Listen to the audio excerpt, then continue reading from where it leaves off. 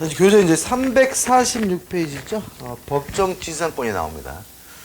1시간만 더 하시면 힘드시죠? 하루가 참 금방 갑니다, 강의하면. 자, 법정 지상권이 나오는데, 일단, 건물이 존재해야 되겠죠. 아까 말씀드린 것처럼, 건물이 있다면, 무허가든, 미등기든 뭐래도 상관이 없고요. 두 번째, 건물의 소유자하고 토지 소유자가 어떻게요? 같았어야 되겠죠. 요 같았었는데 이것이 만약에 저당권의 실행으로 건물과 토지 소유자가 달라지게 되면 뭐가 발생하죠? 법정 지상권이 발생하고요. 따라서 건물을 철거해 줄 필요가 없습니다. 이게 뭐죠? 저당권 실행에 의한 법정 지상권입니다. 근데 교재 보시면 굉장히 복잡한 것 같지만 실제로 우리가 숙지할 것은 많지 않아요. 요 건물이 있고 건물과 토지 소유자가 같았어야 돼요. 언제냐? 저당권 설정 시다. 이게 전부예요. 자, 언제 건물이 있어야 됩니까? 저당권 설정할 때 건물이 있어야 됩니다. 언제 건물과 토지 소유자가 같았어야 됩니까? 저당권 설정할 때 토지와 건물의 소유자가 같으면 됩니다. 이게 전부예요. 그래서 저당권 설정 당시에 건물이 있었고 건물과 토지 소유자가 같았는데 저당권 실행으로 토지와 건물의 소유자가 달라지게 되면 뭐가요? 법정 지상권이 발생한다. 이게 전부거든요. 여기서 이제 추가적인 내용이 아니라 연습을 해보는 거예요. 연습해보자고요. 자, 땅이 갑의 것이고 건물이 갑의 것인 상태에서 토지에다만 저당권이 설정됐어요.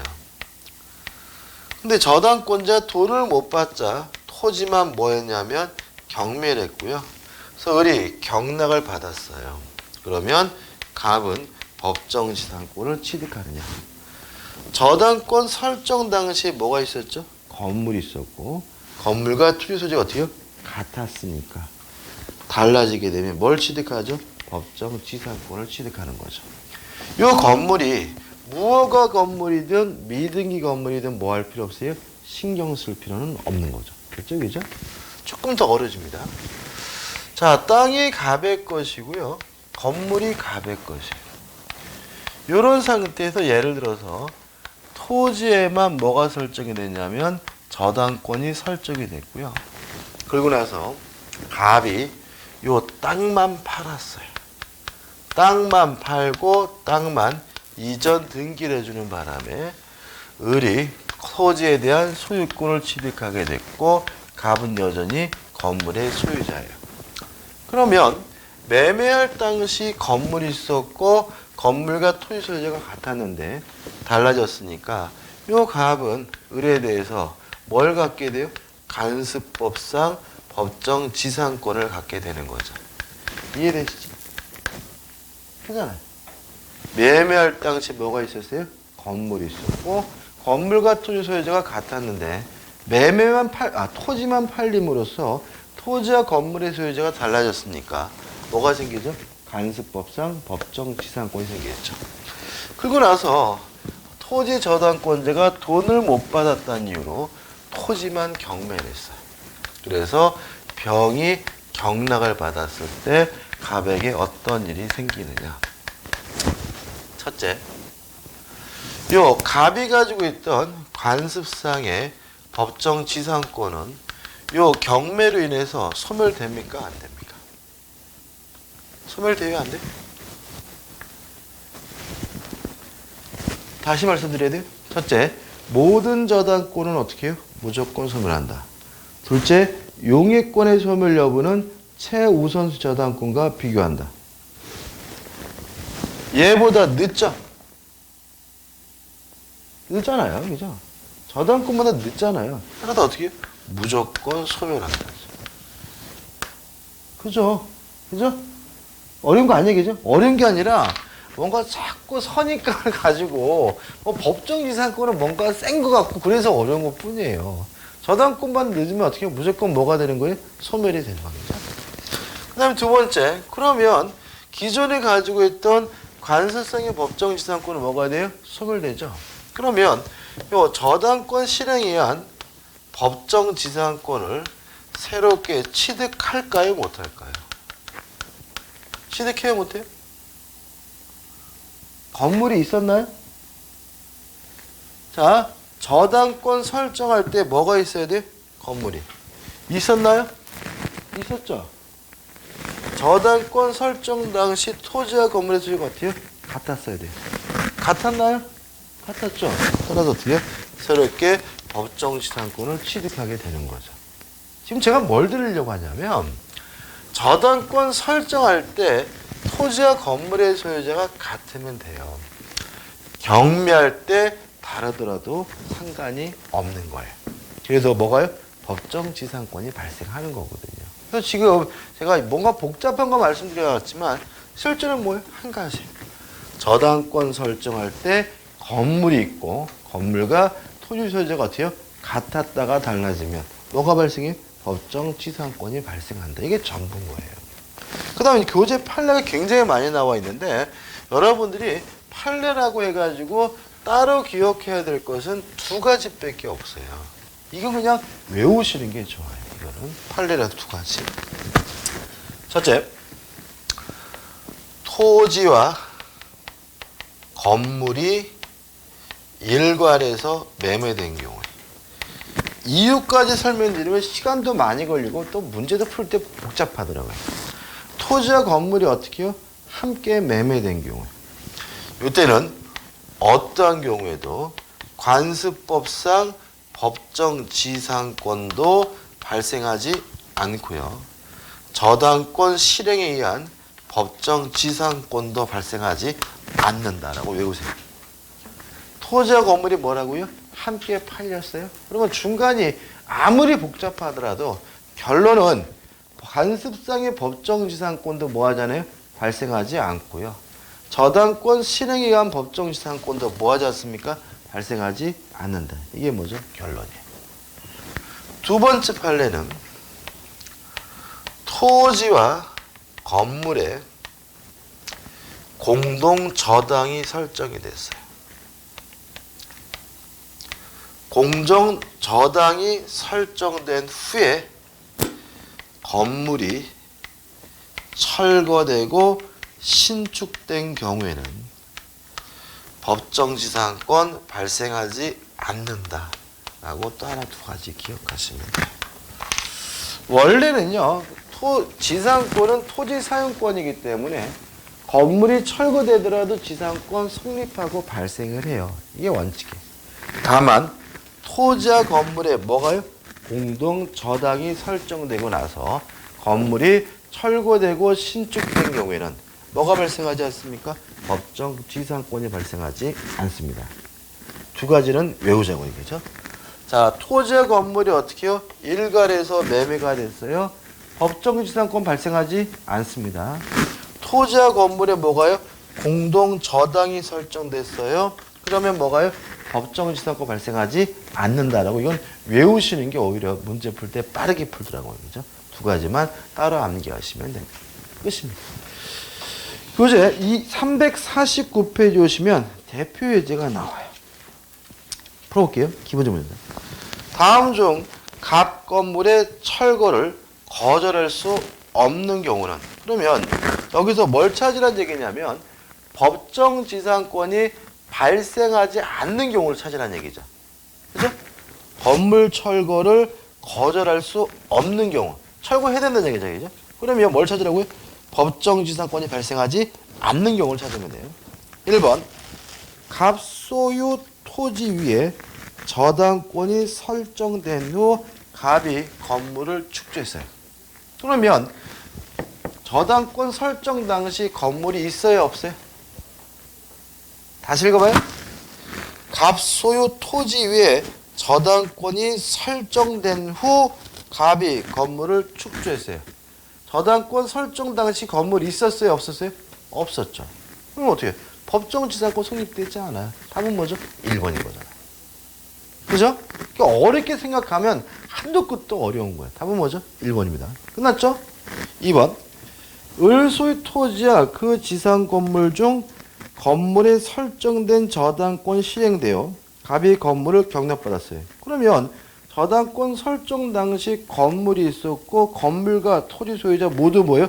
을 거였으니까. 뭐가 발생합니까? 법정 지상권이 발생하겠죠. 3번. 갑 소유의 토지와 그 지상 건물 중 건물의 전세권이 설정된 후 을이 토지를 매수했어요. 물론 이것도 건물이 있었고 건물과 토지 소유자 모두 뭐 했어요? 갑이었는데 달라졌으니까 뭐가 발생합니까? 법정 지상권이 발생할 것이고. 4번. 갑 소유의 토지와 그 지상 건물 중. 5번. 을 소유 토지와 그 지상 건물 중. 뒤에 안 읽어보죠. 왜요? 모두가 건물이 있었고 건물과 토지 소유가 어떻게 해요? 같았는데 달라졌다는 얘기거든요. 다시 말하면 결국 지상권의 가장 핵심은 뭐예요? 건물이 있었고 건물과 토지 소유가 어떻게 해요? 같았다가 달라지면 뭐가 발생해요? 법정 지상권이 발생한다. 이 한마디밖에 없는 거예요. 답은 뭐죠? 1번인 거죠. 3번 저당 토지에 대한 일괄 경매 청구권이에요. 소리가 나죠.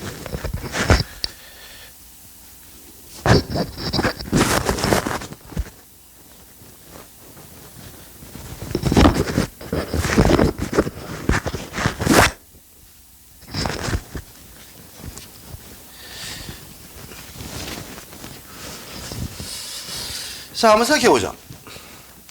땅이 있는데 나대진 상태에서 먼저 을 앞으로 토지에 대한 저당권이 설정이 됐어요. 그리고 나서 갑이 건물을 신축했네요. 근데 갑이 돈을 안 갚길래 요 토지 저당권자가 뭘 경매했겠어요? 토지를 경매했겠죠. 그래서 병이 경락받았어요. 갑에게 법정지상권 발생합니까? 안 합니까? 다시 해요. 나대진 상태에서 을 앞에 뭐가요? 토지 저당권이 설정된 후에 갑이 건물을 뭐 했어요? 신축했어요. 법정지상권 발생해요? 안 해요? 안 하겠죠, 그죠? 계속 같은 말 반복이잖아요, 그죠? 저당권 설정 당시 뭐가 있어야 된다고요? 건물이 있어야 되잖아요. 그죠? 그죠? 그러니까 이 건물은 뭘 해야 돼요? 철거돼야 돼요. 이게 원칙이에요. 근데 문제는 뭐냐면, 이 철거하는 것만이 장땡이냐? 너무 피해가 크잖아요. 그래서 우리 민법은 이 경우에는 토지만 경매하는 것이 FM이지만 꼭 그래야 되는 것은 아니고요. 건물과 토지를 한꺼번에 싹 경매에 넣을 수 있는데 이게 뭐냐면 일괄 경매 청구권이고요. 이렇게 싹 경매를 넣으면은 건물에서도 돈이 나오고 토지에서도 돈이 나오겠죠. 다만 이 사람은 무슨 저당권이에요? 토지 저당권자니까 토지 대금에서만 우선 변제받는 것이 가능합니다. 자, 주의할 점이 이것도 두 가지예요. 첫째, 을은 토지만 경매할지 아니면 토지와 건물을 일괄 경매할지 을이 자유롭게 선택하는 것이 가능하다. 이거 기억해 주세요. 다시 말하면 갑의 입장에서는 일괄 경매하는 게 유리하거든요. 그래도 제보자는 일괄 경매해달라고 뭐 하지 못해요? 청구하지 못하고 을이 하고 싶으면 하는 거예요. 기억해 주시고. 두 번째 주의하실 점은 이 건물을 꼭 저당권 설정자인 갑이 신축해야 되느냐? 그럴 필요는 없다는 것이 우리 판례 입장입니다. 따라서 용익권자인 정이 건물을 신축했더라도 갑이 그 건물을 소유하고 있는 상태라면 일괄 경매가 가능하다는 것이 우리 판례의 입장입니다.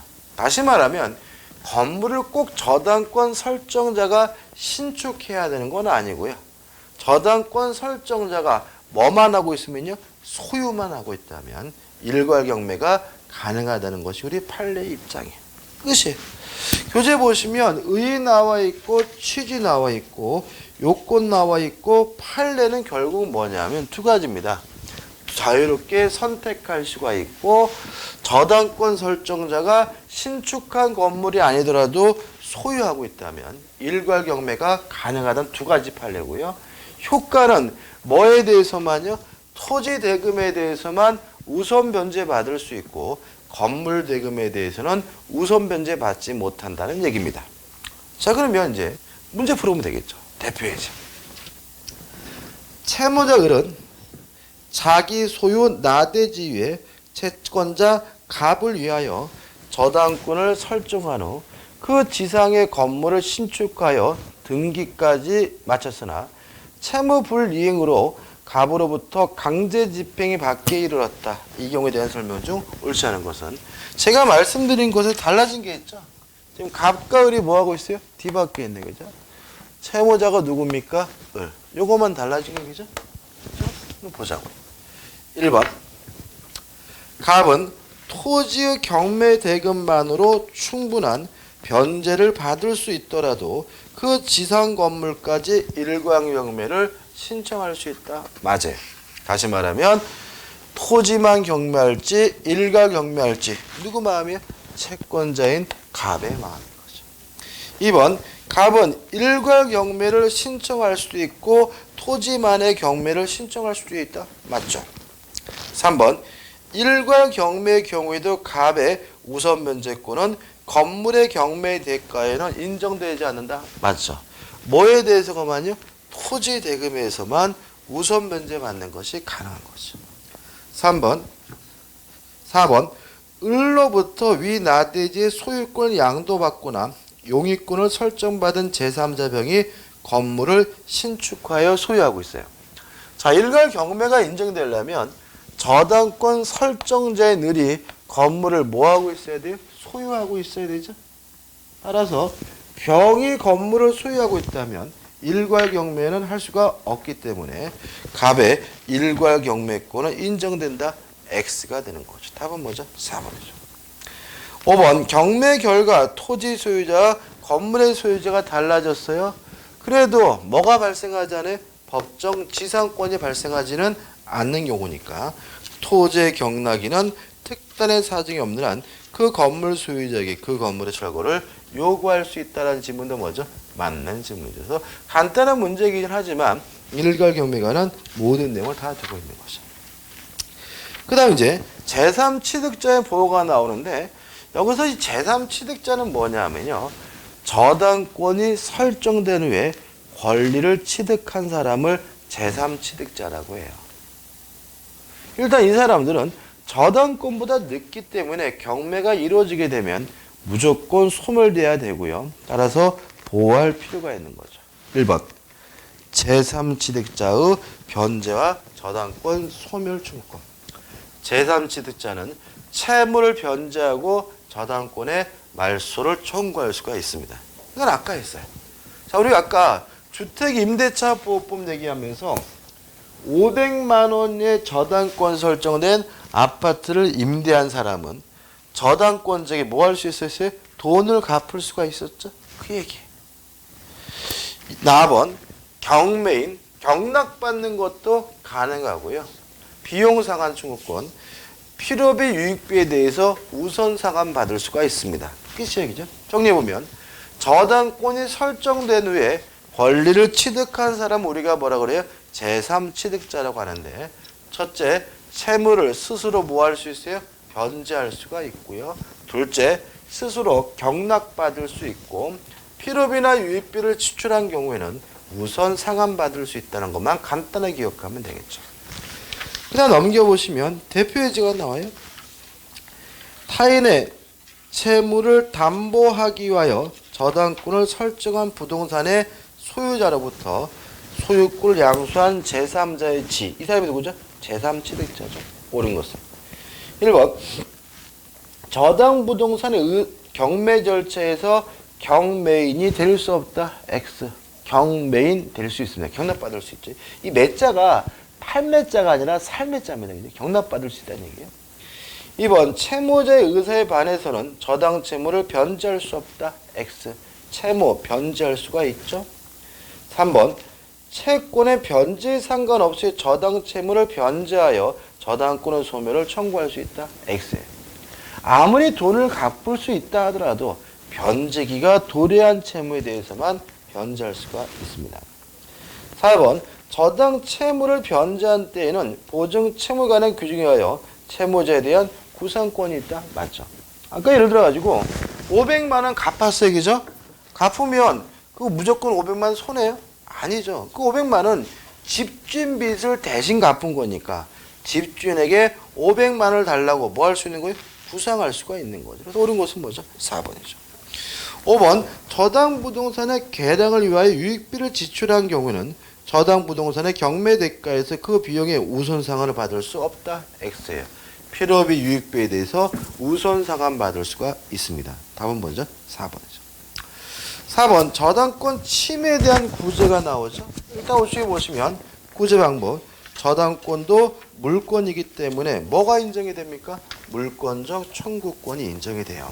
주의하실 것은 판례도 마찬가지인데 반환 청구권은 없어요. 왜요? 저당권자는 스스로 뭐하지 못하는 권리죠? 점유하지 못하는 권리니까요. 그럼 결과적으로 저당권자가 반환 청구권이 없는 물건이 다 나왔어요. 세 가지죠. 지역권, 저당권, 유치권은 뭐가 없죠? 반환 청구권이 없다. 꼭 기억해 주세요. 지역권과 저당권은 왜 반환 청구권이 없죠? 스스로 점유를 못하니까요. 유치권은 왜 반환 청구권이 없었죠? 점유를 상실하는 순간 즉시 소멸하니까요. 어쨌든 간에 세 가지 권리 꼭 기억해 두셔야 되고요. 2번 손해배상도 청구할 수가 있고요. 3번 채무자에 대한 특별효과에 가지고 가번 이러한 침해로 인해서 담보가 부족하다면 담보물 보충도 청구할 수가 있고요. 4번 이런 침해가 채무자의 담보에 대한 손상 감소 멸실이라면 기한의 이익을 상실하니까 저당권자는 즉시 변제해달라고 뭐 할 수 있어요? 청구할 수가 있죠. 그죠? 넘기지 마시고 중요한 게 있어요. 가번 담보물 보충 청구권 결론문 보시면 이 청구권을 행사하는 경우에는 불법 표현이나 손해배상 청구권이나 기한의 이익의 상실로 인한 즉시 변제 청구권을 행사할 수 없다는 거 꼭 기억해 두셔야 돼요. 자, 이런 문제입니다. 자, 손해라는 것은 손해가 있어야 청구하는 거잖아요. 근데 만약에 담보가 부족한데 보충해 준다면 저당권자에게 실질적으로 뭐가요? 손해가 없는 거예요. 따라서 보충 청구하고 바로 손해배상 따로 또 청구할 수는 없는 거죠. 또 기한의 이익은 왜 상실하는 거죠? 못 믿겠다는 거잖아요. 그죠? 기다릴 수가 없다는 거잖아요. 근데 담보가 멸실됐을 때 담보를 보충해 준다면 저당권자 입장에서는 못 기다릴 이유가 없는 거니까 기한이익이 상실되지 않기 때문에 보충을 청구하고 바로 즉시 변제도 뭐 할 수 없는 거예요? 청구할 수 없는 거예요. 이거 좀 꼭 기억해 두시기 바랍니다. 끝이죠.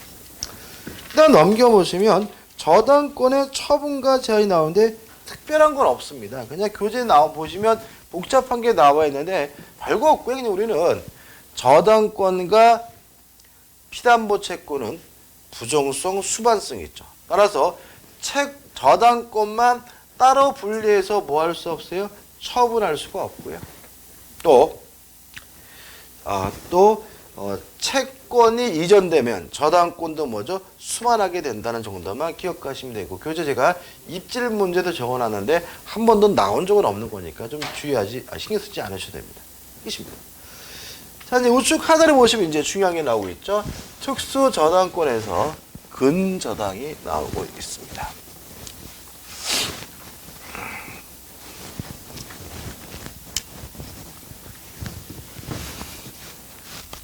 예를 들어서 설명드릴게요. 예를 들어서. 뭐 어떤 예를 들까요? 갑이라는 사람이 주유소를 운영하고 있어요. 주유소를 운영하고 있는데 K라는 정유회사로부터 기름을 공급받고자 해요. 근데 이거를 외상으로 공급받기로 했어요. 이런 얘기죠. 일단 기름을 받아서 팔고 판매되긴 가지고 어떻게요? 나중에 결제해 주기로 한 거죠. 외상 거래를 시작하는 거죠. 근데 이 정유회사 입장에서는 값을 못 믿겠어요. 그래서 뭘 설정하고자 하냐면 담보권을 설정할 수 있는데 이때 설정하는 것이 뭐냐면 근저당을 설정할 수가 있는 거예요. 자, 그럼 생각해 보자고요. 외상 거래를 일반화하면 뭐라 그러냐면 계속적 거래 관계라고 하는 거죠. 계속 할 거잖아요. 그죠? 두 번째, 지금 아직 거래를 시작하지 않았기 때문에 아직 채무가 없죠. 시작 안 했죠. 그죠? 다시 말하면 무슨 채권을요? 미래의 채권에 대해서 설정하는 거죠. 그 다음에 또 K 입장에서는 값이 얼마를 외상질지는 알 수가 없는 거죠. 뭐 장사가 잘 된다면 수천만 원이 될 수도 있고 안 된다면 수백만 원에 그칠 수 있는 거잖아요. 다시 말하면 얼마인지 알지 못한다. 불특정 채권인 거죠. 이렇게 계속적 거래 관계에서 발생하는 미래 채권, 불특정, 불확정한 채권을 채권 최고액 범위 내에서 우선 변제받을 수 있는 담보권을 우리가 뭐라는 거죠? 근저당이라고 합니다. 이해되시죠? 자, 그럼 생각해 보죠. 거래를 시작했어요. 채권 최고 예를 들어서 5천만 원이라고 설정을 했어요. 설정을 했는데 거래를 시작했는데 첫 달에는 2천만 원이 됐어요. 두 번째 달에는 3천만 원이 됐고요. 세 번째 달에는 4천만 원이 된 거죠. 정유회사가 보니까 깜짝 놀랐어요. 왜냐하면 5천만 원 다가오니까. 그래서 막 지랄거려서 빨리 결제를 해가지고 결제해가지고 빵원이 됐어요. 그래도 근저당권이 소멸되지는 않습니다. 왜요? 앞으로도 계속 뭐죠? 거래를 해야 되니까요. 따라서 근저당권은 채권액이 빵원이 되더라도 채권이 소멸되더라도 근저당권은 뭐 되지 않아요? 소멸되지 않으니까 근저당권의 가장 중요한 특징은 부종성이 완화되어 있다, 배제되어 있다는 거죠. 채권액이 뭐가 되더라도요? 빵원이 되더라도 근저당권은 뭐 되지 않아요? 소멸되지 않으니까. 이해되시죠? 그죠? 자, 그래도 계속 거래를 했어요. 그래서 계속했더니 또다시 얼마가 됐어요? 3천만 원이 됐고요. 한 번 결제를 받으니까 믿음이 생겨가지고 6천만 원까지 외상이 생겼는데 요 주유사가 쫄딱 망했어요. 망했다. 여기까지 보자고요. 자, 교재 볼게요. 의 나와 있고 특질 보시면 요거죠. 장래, 미래에 증감 변동하는 불특정, 불확정한 채권을 채권 퇴거 범위 내에서 우선 변제 받을 수 있는 권리다. 특징은 밑에 두 번째 줄 뭐가 완화되어 있죠? 부종성이 완화되어 있다는 말이 나와 있고요. 넘겨보시면 근저당권의 설정인데 뭐 특별한 거 없죠. 이것도 약정담보 물권이니까 설정 계약을 함으로써 하고 등기를 함으로써 어떻게 성립하게 되고요. 주의하실 점은 반드시 등기해야 될 사항은 채권 최고액과 근저당이라는 취지 두 가지를 주의하시기 바라고. 4번 근저당권의 이전인데 물론 이것도 채권이 이전되면 근저당권도 쫓아가는 것이 원칙이에요. 근데 조심할 것은 하나인데 만약에 예를 들어서 요 계속적 거래 관계에서 요 3천만 원 채권만 양도가 됐어요. 다시 말하면 여러 개의 채권 중에서 일부 채권이 양도가 됐다. 근저당이 수반되지는 않는다. 왜냐하면 요 3천만 원 채권이 다른 사람에게 양도가 됐더라도 값과 K는 앞으로도 계속해서 뭘 해야 돼요? 거래를 해야 되는 거잖아요. 그러니까 어떻게 해요? 근저당권이 뭐 하면 안 돼요? 쫓아가면 안 되는 거죠. 그래서 중간에 일부 채권이 양도가 되더라도 근저당권이 뭐 되진 않아요? 수반되지는 않는다는 걸 주의하시면 돼요. 5번 근저당권 효력해가지고 A 이자는 채권 채권에게 산입이 되고요. 중요한 것은 우측에 위에서 두 번째 줄 보시면 지연배상금은 1년분에 한하지 않습니다. 자, 우리가 아까 일반 저당권의 경우는 지연배상은 몇 년분에 한해서 담보가 됐죠? 1년분.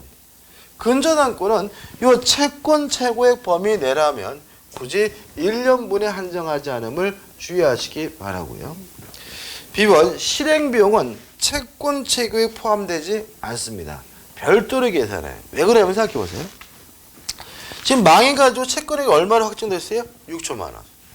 그래서 이제 어떻게 해요? K가 경매를 했는데 경매 비용이 예를 들어서 300만 원 나왔다고 가정을 해볼게요. 그러면 이 300만 원은 누가 받는 돈이에요? 법원이 받는 돈이죠. 누가 경매해 줬어요? 법원이. 그럼 만약에 이 300만 원을 여기 어디 있어요? 채권 채권이 5천만 원에 포함시킨다면 K가 실제로 받는 돈은 5천만 원이 아니라 얼마밖에 안 돼요? 4,700밖에 안 되는 거죠. 부당한 거죠. 따라서 이 300만 원은 실행비용은 법원이 받아갈 돈이기 때문에 따로 계산하는 것이지 어디에 포함시키진 않아요? 채권 최고액에 포함시키진 않는다는 거 잘 나오니까 꼭 기억해 두시기 바라고요. 10번 후순위자와 제3자 사이의 채권 최고액에 대한 조정. D번 당사자 사이에서 말이 굉장히 복잡한데 간단하게 생각하시면 돼요. 지금 망해가지고 얼마가 됐냐면 6천만 원이죠. 채권 최고액은 얼마요? 5천만 원. 자, 이거를 변제를 하고요. 돈을 갖고 근저당권을 말소해달라고 청구하고자 해요. 만약에 채무자가 변제하고 말소를 청구하려면 채권 최고의 5천만 원이 아니라 6천만 원을 다 갚아야 돼요. 왜냐하면 채무자가 갚을 돈은 5천만 원이 아니라 뭐죠? 6천만 원이니까요. 그렇지만 채무자가 아닌 제3취득자나 물상보증인이 갚을 때는 6천만 원 다 갚을 필요가 없고요. 5천만 원만 변제하면 돼요.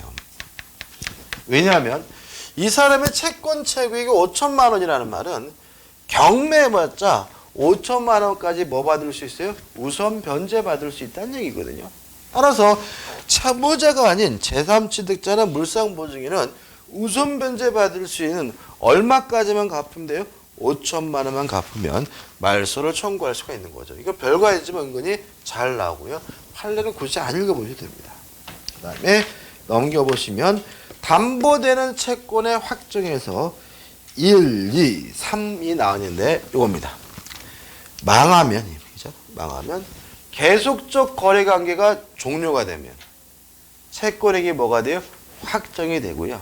일반 채권으로 뭐가 되죠? 전환이 됩니다. 근데 수험적으로 중요한 것은 뭐예요?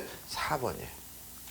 근저당권자가 경매를 신청하면 신청한 때 채권액이 뭐가 돼요? 확정이 됩니다.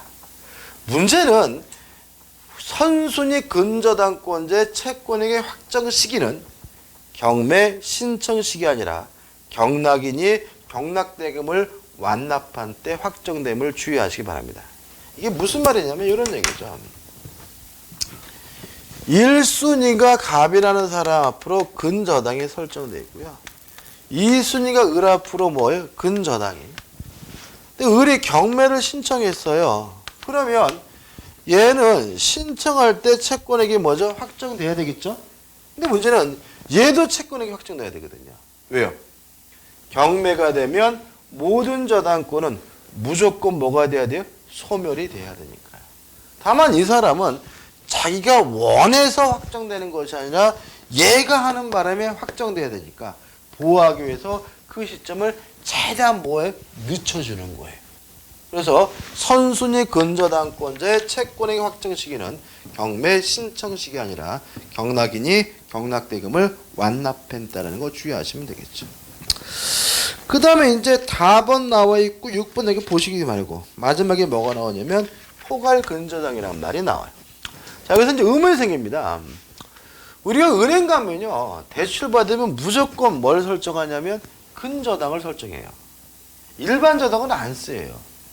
그러면 외상거래 같은 뭐가 없더라도요, 계속적 거래가 없더라도 무조건 뭘 하게 되는 거죠? 근저당을 설정하는 거죠. 이런 거 우리가 뭐죠? 포괄 근저당이라고 합니다. 그래서 다시 말하면 이게 없는 거죠. 계속적 거래 관계 없이 불특정, 불확정, 미래 채권을 담보하기 위해 설정되는 저당권을 우리가 뭐죠? 포괄 근저당이라고 하고요. 유효합니다. 그래서 가장 흔한 담보가 뭐가 되는 거죠? 포괄 근저당이 되는 거죠. 그 다음에 이제 대표적 나오죠. 근저당에 관하여 다음 중 옳은 것은 1번 근저당권 설정 등기에 있어서 반드시 근저당의 존속기간을 명시하여야 하는 것은 아니다. 맞습니다. 반드시 정해야 될 필요는 없어요. 2번. 그래서 답은 뭐죠? 1번이죠. 2번.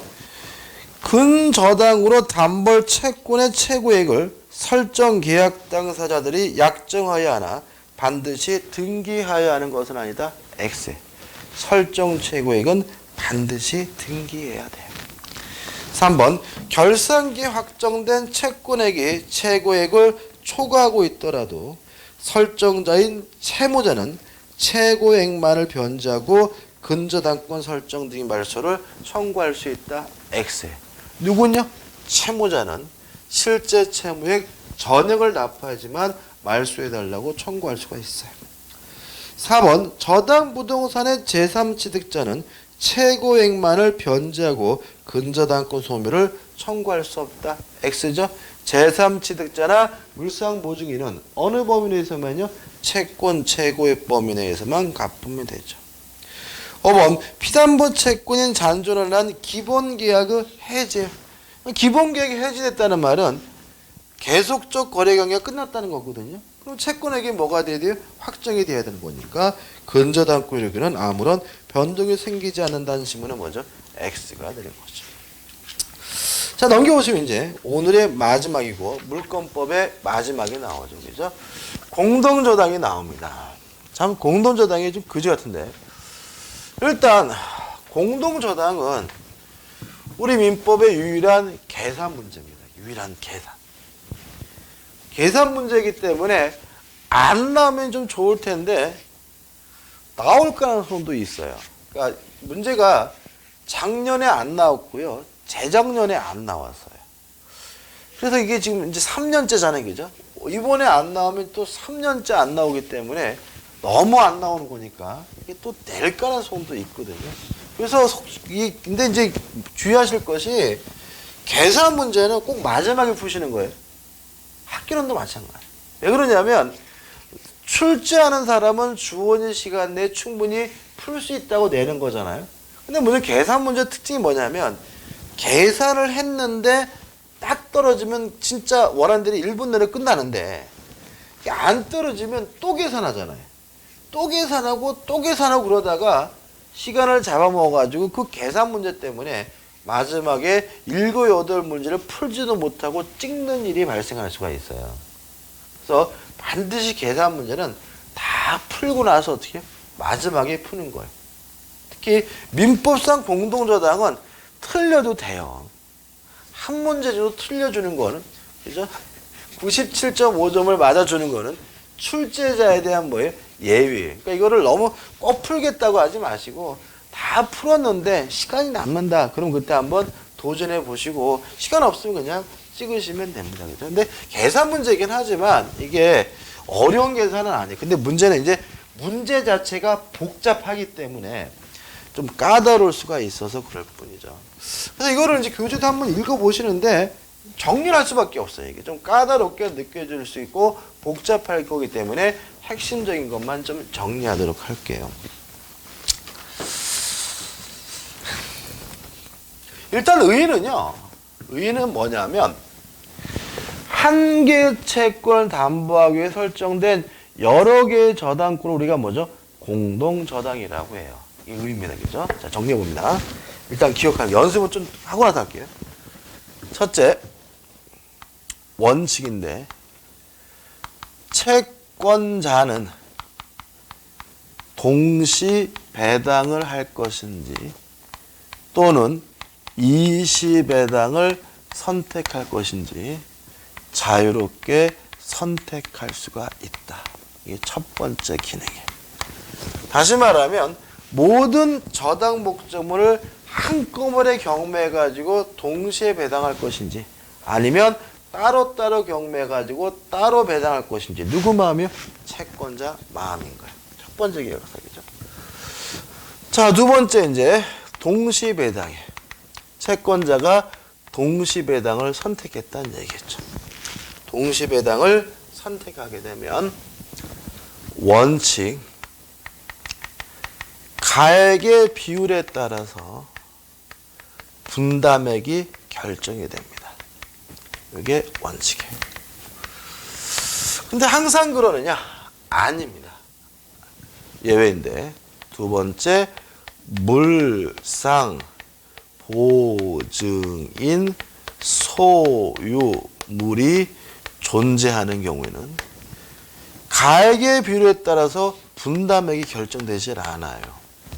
그래서 만약에 이것이 계산 문제가 아니라 사례 문제 그냥 말로 나온다면 물상 보증인이 소유물이 존재하는 경우에도 가액의 비율에 따라서 분담액이 결정된다 그러면 뭐예요? X인 거예요. 그럼 어떻게 하느냐? 이때는 채무자 소유물을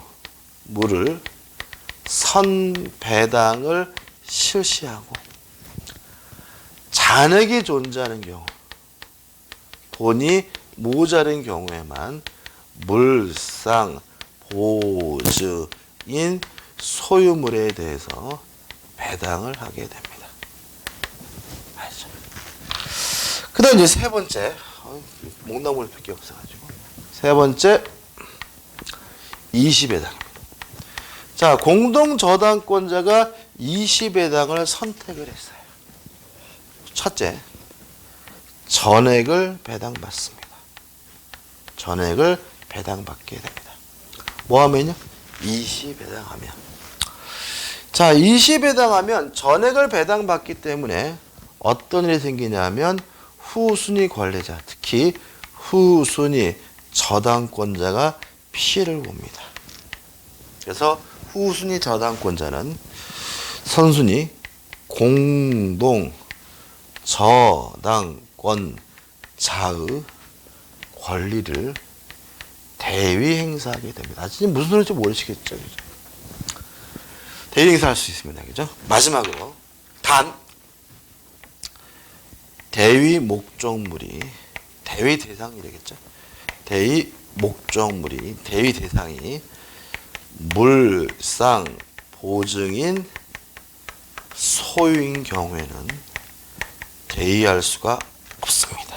까지 기억하시면 돼요. 이게 전부예요. 자, 이거 이제 설명드리고 이제 강의를 마칠 건데 교재를 만약에 읽어보시면 굉장히 어렵게 느껴지시거든요. 안 읽어봐도 되긴 해요. 그죠? 요것만 확실하게 기억하시고 연습만 하면 돼요. 자, 연습을 해보죠. 자, 을이갑에게요. 얼마를 빌려줬냐면 1억 5천을 빌려줬어요. 1억 5천을 빌려줬고요. 요걸 담보하기 위해서 A 부동산, B 부동산에다가 저당권을 설정했어요. 이렇게 한 개의 채권을 담보하기 위해 설정된 여러 개의 저당권이 뭐죠? 공동 저당권인 거죠. 이렇게 되면 채권자의 을은 A와 B를 동시에 배당할 것인지 아니면 A 따로 B 따로 이시 배당할 것인지 뭐 할 수 있어요? 자유롭게 선택할 수가 있는데 동시 배당을 선택했어요. 그럼 원칙은 가액의 비율에 따라서 뭐가 결정돼요? 분담액이 결정되는 거죠. 따라서 A 부동산의 가액이 1억이고 B 부동산의 가액이 2억이라면 1억 대 2억의 비율에 따라서 분담액이 뭐가 돼요? 결정되게 됩니다. 여기서 산수가 나와요. 비례식을 계산하는 방법은 더해서 밑에 깝니다. 1 더하기 2는 뭐죠? 3이죠. 더해서 밑에 깔아요. 여기다 깔면 A에서 뭘 받아요? 3분의 1. 1억 5천에 뭐죠? 3분의 1 받으니까 얼마를 받게 돼요? 5천만을 받습니다. 더해서 깔면 B에서는 얼마를 받아요? 3분의 2니까 얼마를 받게 돼요? 1억을 받게 됩니다. 그래서 아주 간단한 뭐가 나오게 돼요? 산수가 나오게 되는 거죠. 원칙과 원칙이죠. 근데 만약에 이 비부동산이 채무자인 갑의 소유가 아니라 병의 소유였어요. 물상 보증인 소유물이었어요. 이런 경우에는 이제는 가액의 비율에 따라서 뭐가 결정되면 안 돼요? 분담액이 결정되면 안 되고요. 뭐부터 배당합니까? 채무자 소유물부터. 따라서 이제는 A부터 먼저 배당을 해서 1억 원을 누가 가져가요? 을이 가져가게 되고요. 5천만 원이 부족하죠? 잔액이 존재하니까 이제는 B 부동산에서 을이 얼마를 보장합니까? 5천만 원을 가져가게 됩니다. 이해되시죠? 그죠? 됐죠? 해보셔야 되겠죠? 한번 꼭 해보셔야 되겠죠? 됐죠? 그 다음에 이제 20회당이에요. 지금 한꺼번에 경매한 것이 아니라 A만 경매했어요. 그러면 을은 전액을 다 가져갑니다. 1억. 그래서 A 부동산에 만약에 후순위 권리자 병이 있다면 이 병이 뭘 보게 되냐면 피해를 봐요. 생각을 해보시면 갑이 만약에 동시배당을 선택하게 되면 A에서 얼마를 가져가요? 3분의 1, 5천만 원만 가져가니까 얼마가 남아요? 5천만 원 남았죠? 그러면 병도 얼마 받을 수 있었어요? 5천을 받을 수가 있었는데 얘가 A만 경매했다 20에 해당하면 전액을 다 가져가기 때문에 어떻게 해요? 1억 원을 다 가져가고 병이 받는 돈은 얼마가 됩니까? 빵원이 되는 거죠. 그래서 후순위 저당권자를 뭐죠? 보호할 필요가 있는 거죠. 어떻게 보호하느냐? 이렇게 받을 돈이 빵원이 되면 못 받고 마는 것이 아니라 병은 을의 피권리에 대한 저당권을 뭐 하게 되냐면 대의 행사하게 됩니다. 다시 말하면 공동저당권자의 권리를 뭐 할 수 있어요? 대의 행사할 수 있고요. 따라 결과적으로 이때 병은 B부동산에서 얼마를 받게 되는 거죠? 5천만 원을 받게 되는 거죠. 근데 마지막으로 대의를 못하는 경우가 있어요. 이 B부동산이 채무자인 갑의 소유가 아니라 물상보증인 정의 소유랍니다. 대의 목적물이 물상보증인 소유인 경우 뭐 하지 못합니까? 대의하지 못하고요. 따라서 결과적으로 병은 뭘 보게 되는 거죠? 손해를 보게 되는 거죠. 그래서 아마 여러분 공시법에서 그런 게 배우시죠? 공동저당인 경우에는 공동저당이라는 취지를 반드시 기재해야 한다. 이거 등기법 시간에 배우셔요. 왜 공동저당이라는 사실을 반드시 기재하게 되냐면 후순위 권리자가 뭐 보는 일이 발생해요? 손해를 보는 일이 발생하기 때문에 반드시 그 저당권이 공동저당권인지 아닌지를 뭐 할 필요 없어요? 확인할 필요가 있거든요. 그래서 등기할 때도 공동저당이라는 사실을 반드시 뭐 하게 돼 있어요? 기재하게 되어 있는 것이죠. 이해되시죠? 그죠? 끝입니다. 그죠? 이게요, 처음에는 머리에 들어올 듯 하면서 안 들어오는데, 나중에 연습하시면 충분히 극복이 돼요. 그래서 연습하기 위해서 제가 문제를 하나 넣었어요. 362페이지입니다. 362페이지 보시면 뭐가 나오죠? 대표 예제가 나오고요. 요거는 기출문제를 조금 바꾼 건데 보자고요. 갑은 을로부터 1억 5천만 원을 차용하면서 왜 꼭 갑자기 1억 5천을 빌려주죠? 1억을 빌려주면 계산이 막 소수점까지 날아가요. 근데 1억 5천을 빌려주면 뭐죠? 딱딱 떨어지니까 갑자기 뭐죠? 1억 5천이고요. 그래서 실제 시험에도 공동저당에 나오면 얼마를 빌려주게? 1억 5천을 빌려주는 거예요. 이게 기출문제라 그랬죠? 좀 바꾼 거지만. 자, 을이갑이가 얼마를 빌렸습니까? 1억 5천. 자신의 ABC 부동산의 저당권을 설정하였다. 그 을은 갑이 채무를 변제하지 않자 위 각 부동산을 동시 경매하였다. 자, 그러면 A, B, C에 대해서 공동 저당이 설정됐는데 이 A, B, C 문제에서 자신의 소유라는 말 속에서 원칙이 적용됨을 알 수 있죠. 그죠? 지금 보시면 자신의 A, B, C 부동산의 저당권을 뭐 했어요? 설정했다는 말은 누구 게 없다는 얘기예요? 물상 보증인 게 없다는 얘기죠? 그러면 동시에 배당하면 무엇에 따라서요? 가액에 비례해서 분담이 결정되는 거잖아요. 그죠? 동시 경매했다. 이 부동산에 관한 경락대금에서 A는 얼마입니까? 9천만 원. 그죠? 9천. B는 얼마입니까? 6천만 원. C는 얼마입니까? 3천만 원. 이었다. 그러면 우리 B 부동산에서 받게 되는 금액은 얼마인가? 자, 그럼 어떻게 해요? 9천만 대 6천만 대 3천이죠. 계산하는 방법 뭐라고요? 더해서 밑에 깝니다.